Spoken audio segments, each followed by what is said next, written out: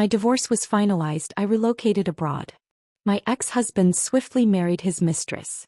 At their wedding, a guest's words made him snap. And right after, he phoned me. You know that gut-wrenching feeling when you're forced to say goodbye not just to a person but to an entire life you built together? What if that final farewell dinner became the stage for a shocking twist? One that made you question everything you thought you knew about love, betrayal, and ultimate comeuppance. 8 years ago at that very corner table, my husband Ethan had proposed to me. Today I'd reserved it again, ordering his favorite steak not for a celebration but for our final agonizing goodbye. On paper our marriage was almost over, but this dinner was the last ritual. A brutal, necessary step to sever any lingering emotional ties.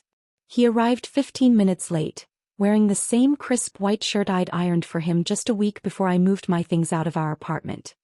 He pulled out the chair, slid into the seat, and didn't even glance my way. No apology. Nothing. His eyes were glued to his phone, fingers swiping, a sly, almost smug smile occasionally flickering across the face I once loved so desperately. And I knew with a sickening certainty exactly who he was texting. Ashley, his impossibly young secretary, the woman who had surgically inserted herself into the fabric of our life. Our food arrived. Ethan's steak sizzled on its cast iron plate, the rich aroma filling the air. He picked up his knife and fork, cutting a piece and chewing mechanically, still lost in his digital world. I ordered what you like, I ventured, breaking the oppressive silence. He barely grunted, yeah, without looking up. I stared at the man across from me.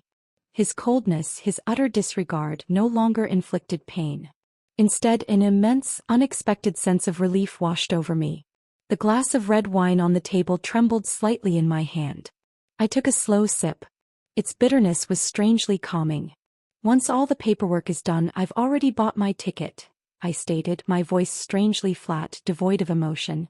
I'm moving to Oregon as soon as everything is finished. His fingers mid-swipe froze. He finally looked up. A fleeting flicker of surprise crossed his face, quickly replaced by his default indifference. Oregon? And what are you going to do there? My grandmother left me a small house in Willow Creek, a town near the coast, I explained, my voice steady. I'm going to settle there. A half-expected, what? Question. A faint attempt to keep me?